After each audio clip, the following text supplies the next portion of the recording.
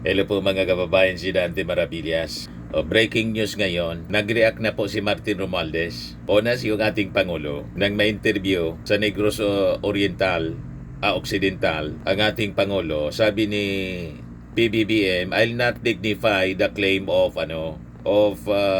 Saldico. Ayaw patulan ng ating Pangulo. Pero si Martin Romualdez, mga kababayan, nagpaabot na ng statement sa pagkanta. Kaya lang sintonado. Yung kanta ni Saldico, mga kababayan, sintonado. Walang matinong pyesa. Wala sa tono, walang accompaniment. Meaning, walang dokumento. Walang nagko-corroborate. Siya lang. Parang yung kwento, affidavit ni Gutesa, nasabi niya, totoo yung affidavit ni Gutesa. Kaya lang si Gutesa po, hindi na nagpakita. Wala ding mag-corroborate sa kanyang statement, kundi umaasa lang siya sa kanyang sariling kwento na nabuko yung kanyang affidavit, peke yung notaryo. O diba, mga kababayan, butas-butas. O ngayon, ibigay ko sa inyo yung naging statement po ni Martin Romualdez. At mamaya, pag-usapan din natin yung mga butas ng kwento ni Saldico as compared doon sa kwento in-expose po ni Yosek Bernardo ng DPWH. So, ikukumpara natin alin yung credible. Yung kwento po ni Martin, ni Saldico o kwento ni Yosek Bernardo. Okay pa? Meantime, ito yung statement ni Martin Romualdez published by Philippine Daily Inquirer. Yan Former Speaker Martin Romualdez finally addresses resigned Ako Bicol Representative Elisaldico's allegations. Sabi ni Martin Romualdez, my conscience anya remains clear. Throughout this inquiry, no public official, contractor, or witness has pointed to any wrongdoing on my part. I do not wish to comment on the recent statements and allegations made by former Representative Saldico because these were not made under oath and do not hold water in the court of law. I continue to trust the ICI, the DOJ, and the Ombudsman to evaluate all statements fairly and strictly on the basis of evidence. I remain ready to cooperate with any lawful process, and I am confident that the truth will emerge through the proper institutions. Ayan lang po mga kababayan yung maiksi na statement po ni Martin Romualdez. Yung dating speaker po si Martin, tulad ng ating Pangulong Bongbong Marcos, maiksi lang magsalita. Hindi siya yung daldal ng daldal. More talk, more mistakes kasi po. Less talk, less mistakes. No talk, no mistake. Di ba? Maingat po sa mga pagpapalabas ng statements. Yung ating Pangulo nga sabi na, I'll not dignify with the claim of Saldico. Kung ang pag-usapan na niya natin yung tungkol sa storm, sa pagbisita po siya sa Negros Occidental, sa mga nasalanta ng Bagyong Tino at Uwan, pag-usapan na niya natin. Yan ang ating Pangulo. Relax na relax. Busy siya. Kaya mali yung mga sinasabi ng mga DDS influencers na paranoid na daw. Pati si Sara paranoid na daw yung ating Pangulo. Paano naging paranoid? Na relax po ang ating Pangulo. At focus siya sa trabaho. Hindi siya intimidated po ng mga actions nitong mga gustong mag-power grab. Inassure na siya mga kababayan ng Armed Forces, ng PNP. At sigurado ng Amerika. At yung CBCP, the whole Roman Catholic Church, hindi sila sumusuporta sa mga panawagan na Marcos resign. Kasi ayaw nila sa mga Duterte. Ayan Look, President Ferdinand Marcos Jr. today, November 15, leads a situational briefing with cabinet officials, national agencies, and local leaders in Central Negros Occidental to assess Typhoon Tino's damage and review ongoing rehabilitation efforts. Hindi po nagpapatinag ang ating Pangulo sa mga destabilization po. Assured siya ng Armed Forces. Walang suporta po sa civil societies ang mga panawagan. Kasi unang-una, yung ating Pangulo mismo yun nagpapaimbestiga sa korupsyon. At yung destabilization, yung mga plot na i-unseat siya mga kababayan, ang objective, iupo si Sara para po matigil na yung investigasyon kasi ang daming sangkot pong senador na mga kaalyado nila at mga congressmen kaalyado nila. Ayan ba? Ha? Saka, mga kababayan, yan yung mga pinangalanan ni Yusek Roberto Bernardo. Yan ang mga balita. Mark Villar, Bonoan Cabral operated kickback system and DPWH. Nasa tamang tono po yung pagkanta ni Yusek Bernardo at credible yung kanyang statement. Yung statement niya po, sinumpa ang salaysay. Naka-take out siya. As compared to Saldico po, kwento lang niya yon. Di ba? Walang weight, sabi ni Ping Lacson. Walang probative value, sabi po ni Ping Lacson. Pati nga po yung video niya, medyo kaduda-duda kasi tingnan ninyo ang pagkakaiba. Pati yung ngipin niya, iba. Yung kilay niya, parang nagpakapal ng kilay tulad ni Chis Escudero. At syempre, nangayayat siya mga kababayan sa sobrang problema. Pero pinagdududahan nga po ng ilan na baka AI yung video. Diba? Mga kababayan, di pa sigurado. Ini-evaluate pa po. Kaya ayaw patulan ng ating Pangulo. Ayaw i-dignify yung claim. Mga aligasyon po ni Saldico. So ang DPWH insertion po ay nasa tunong kanta ni dating DPWH Yusek Bernardo. Yun ang kapanipaniwala po. Dawit po sina dating DPWH Secretary Bonoan, si Yossi Cabral at saka si dating DPWH Secretary panahon ni Digong na si Mark Villar na incumbent senator ngayon. Tulad ng napanood po ninyo sa hearing ng Senado, Senate Blue Ribbon Committee, si Bernardo po ang kompletong naglatag ng sistema ng korupsyon sa DPWH. May detalye, may figures kung magkano yung mga tinanggap na kickbacks ng mga senador, may years kung kailan po nangyari. May pangalan at may sariling pag-amin ng kanyang personal na pagkakasangkot. Inamin niya mismo sa kanyang testimony. Pero si Saldi po, ang sabi, wala niya akong tinanggap doon sa 25 billion na diniliver ko kay PBBM. Wala niya akong tinanggap doon. Zero. Naniwala kayo po, mga kababayan? Ngayon sabi dito sa report ng Bandera, Saldico, ginit, walang nakurakot. Hinamon si Rimulya, investigate PBBM, Romualdez. Nag-deliver daw siya personal, 25 billion. Ngayon sabi ni Saldico, walang perang napunta sa akin. Lahat ng insertion napunta sa ating Pangulo at Speaker Martin Romualdez. So lalong naging unbelievable yung kwento tuloy niya dahil sa ganyang claim niya mga kababayan.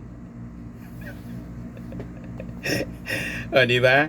Si Yusek Bernardo may pag-amin. So hindi siya lang nagkwento, kundi nag-confess siya, mga kababayan. Ikinumpisal niya. Ang kanyang confession sumabog matapos niyang idetalye mga kababayan kung paano sina Bonoan, si Yossi Cabral at ilang mga senador ang nasa likod ng isa sa pinakamalaking racket or insertion na racket mga kababayan sa DPWH. Si Bernardo mga kababayan ang nagbigay ng pinakang mabigat, pinakakompleto, pinakakomprehensibo na expose po laban doon sa mga tunay na utak ng insertion mafia. Yan ang katotohanan dyan mga kababayan. So makikita natin sa lahat ng witnesses doon po sa Blue Ribbon, iisa lang po ang consistent. May documentation, may specific amounts. At may mga taong tinuturo. At siya po ay si Bernardo. Credible witness po. Hindi kino-coach tulad ni Gutesa na mas familiar pa si Marcoleta sa affidavit ni Gutesa kaysa sa mismong witness niya. Di ba po? Kompleto ang taon, kompleto ang figures na kanyang binabanggit at kompleto po ang chain of command. Sino yung mga tumanggap ng kickbacks? Pinangalanan niya po.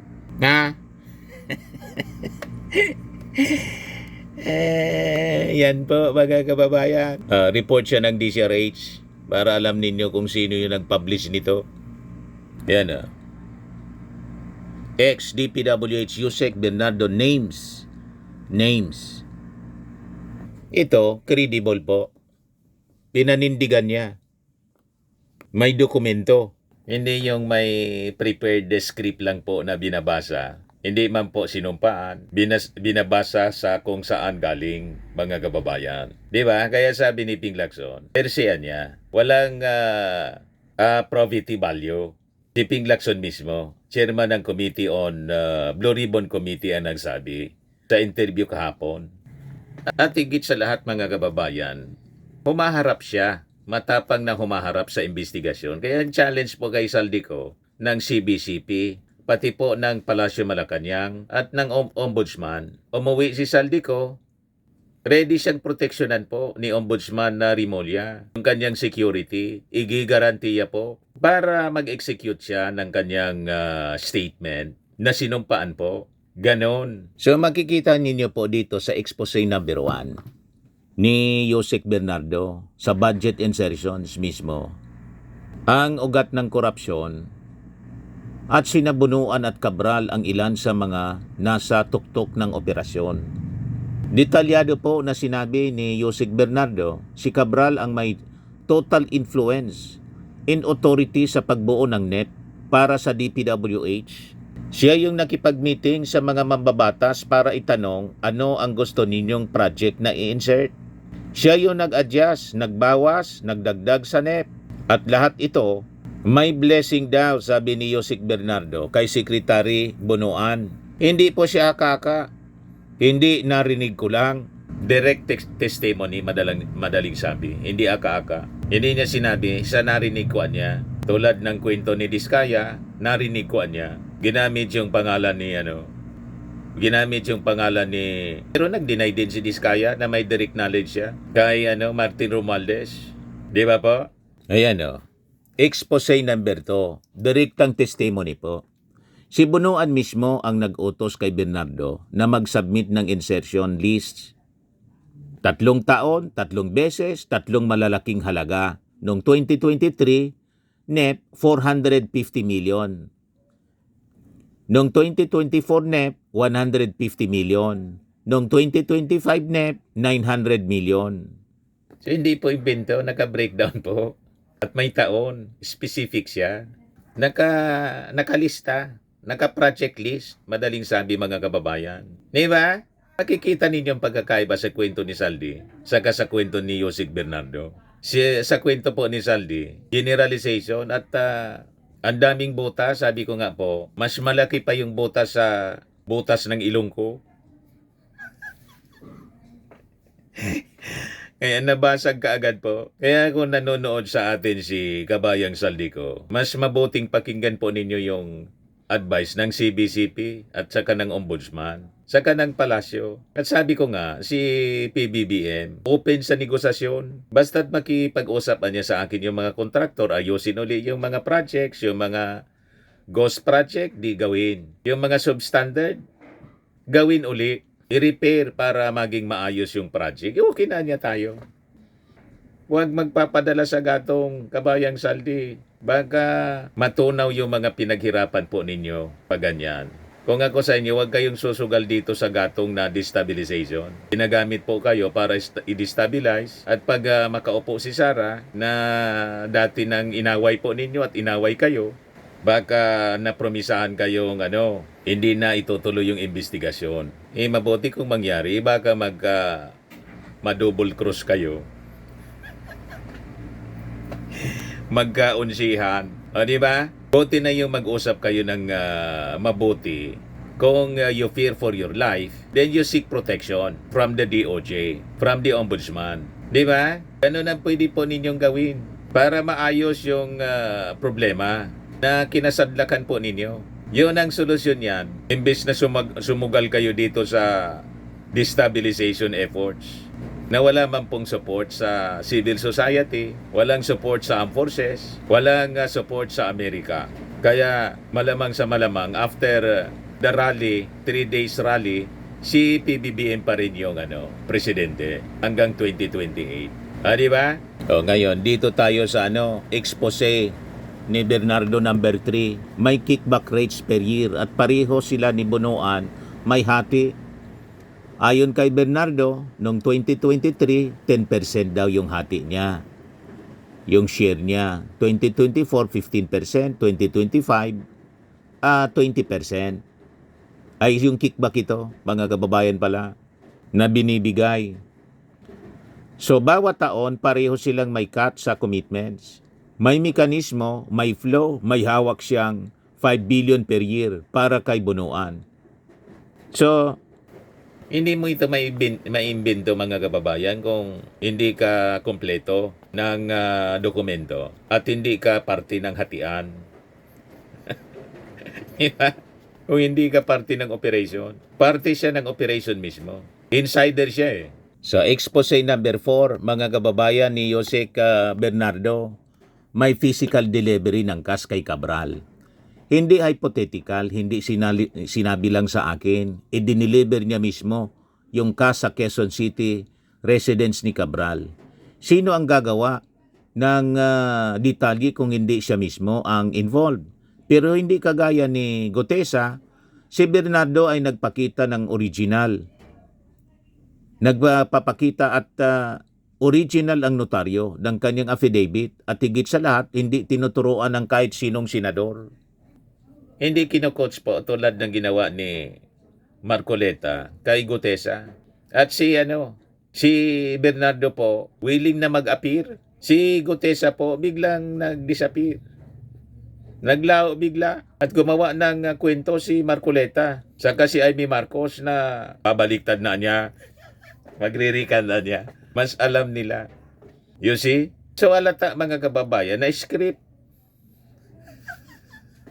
Kasi mabubuking po. Tapos biglang lumitaw si Saldico. Nagbasa din ng sarili niyang script. Punong-puno pa ng butas. At sinabi, mga kababayan, na yung ating Pangulo nag-insert ng 100 billion. Paano mag-insert yung ating Pangulo ng 100 billion? At kakausapin siya sa insertions? Hindi kailangan kausapin siya. Kasi yung budget, president sa budget siya. Pwede niyang gawin yon. At sabihan lang si Amina Pangandaman na dagdagan ng 100 billion. Di ba? At illogical, mga kababayan, na magpapa-insert yung ating Pangulo ng 100 billion pagkatapos ipiveto niya 194 billion. Tapos magpapa-imbestiga siya. Imbestigan niya yung sarili niya. Wala sa logic po, mga kababayan. You see? Dito tayo sa expose number 5 ni Bernardo. So, hindi lang po pera ni Bunuan at Cabral, pati nung panahon ni Mark Villar, gumana ang parehong scheme. Ayon sa kwento ni sa affidavit ni Bernardo, 10% ang komisyon, 15% napunta kay Villar, via kasi na si Carlo Aguilar, 25% kay Cabral, 25% kay Bernardo. So, consistent siya ang pattern. Consistent din yung mga players. Consistent yung modus. Kaya kapanipaniwala yung naging expose sa Senado ni Bernardo. Si Gutesa po, kamot ulo.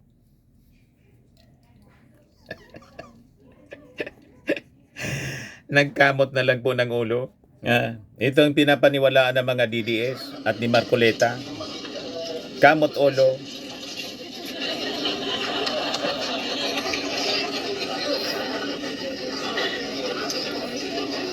Di ba? Ito daw ang credible witness. Kung ano niya yung nakasulat, yun ang babasahin mo. Paragraph 20. Walang nagko-coach mga kababayan kay Bernardo. Alam niya kasi may personal knowledge siya. Expose number 6. Sa lahat ng nabanggit silang ang witness na umamin sa sarili niyang kasalanan.